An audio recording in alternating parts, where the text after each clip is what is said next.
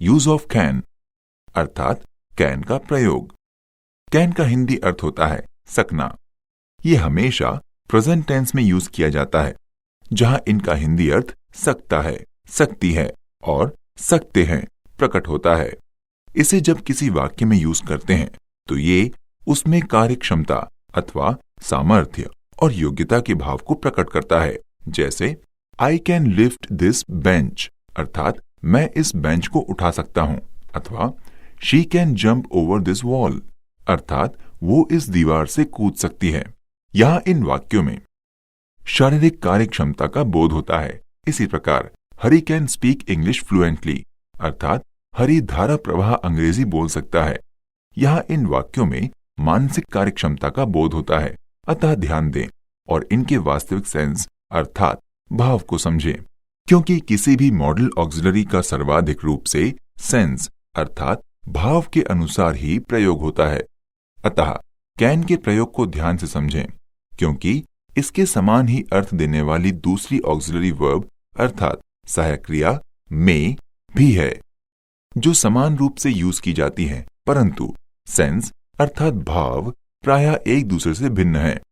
ध्यान रखें कि कैन का प्रयोग सकारात्मक रूप में संभावना अर्थात पॉसिबिलिटी को व्यक्त करने में भी किया जाता है। जैसे हरी कैन कम टुडे अर्थात हरी आज आ सकता है, अथवा she can answer to your questions अर्थात वो तुम्हारे प्रश्नों का उत्तर दे सकती है, अथवा इट कैन बी ट्रू अर्थात वो सत्य हो सकता है।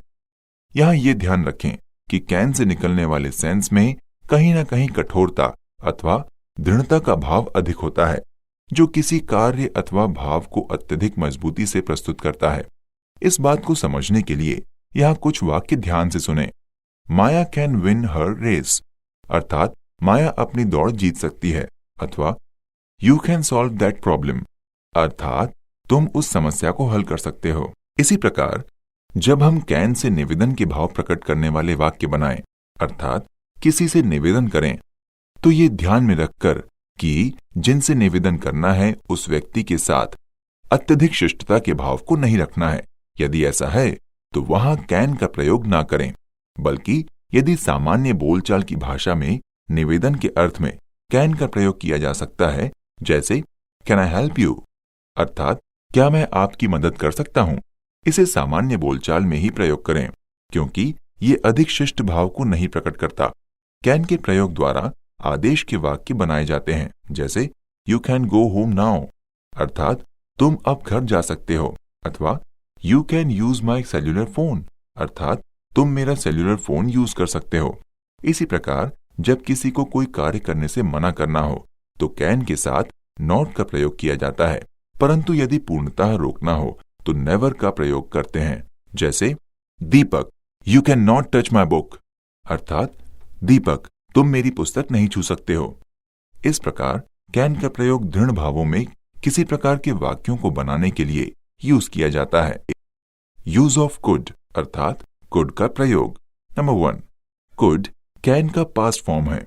जब भी हम लोग कैन से बने किसी इनडायरेक्ट स्पीच के वाक्य बनाते हैं तो वहां कैन के स्थान पर कुड का प्रयोग किया जाता है। जैसे Seema said she can walk on this road. इस वाक्य को जब हम इनडायरेक्ट स्पीच में लिखेंगे तो ये होगा Seema said that she could walk on this road. Number 2, could से पास्ट टेंस में कैन की तरह कार्यक्षमता अथवा योग्यता का बोध होता है। I could swim across the river when I was young अर्थात जब मैं युवा था मैं नदी के आर पार तैर सकता था। इस वाक्य में कार्यक्षमता का प्रदर्शन होता है। शी कुड स्पीक उर्दू अर्थात वो उर्दू बोल सकती थी। इस वाक्य में योग्यता का बोध होता है। इसी प्रकार the students could run faster than those अर्थात उन लोगों की अपेक्षा विद्यार्थी तेज दौड़ सकते थे।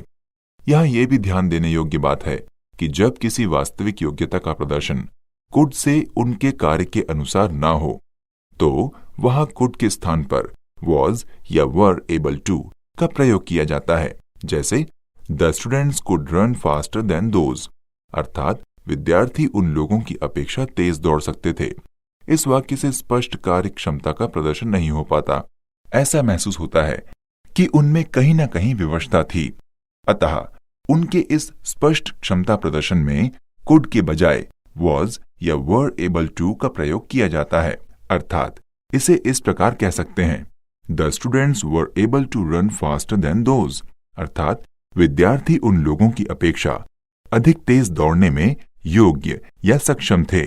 नंबर 3, कुड से पॉसिबिलिटी अर्थात संभावना का भी सेंस प्रकट होता है। जैसे शी कुड बी जीनियस अर्थात वो प्रतिभाशाली हो सकती थी, अथवा it could be hot thing अर्थात ये गर्म वस्तु हो सकती थी।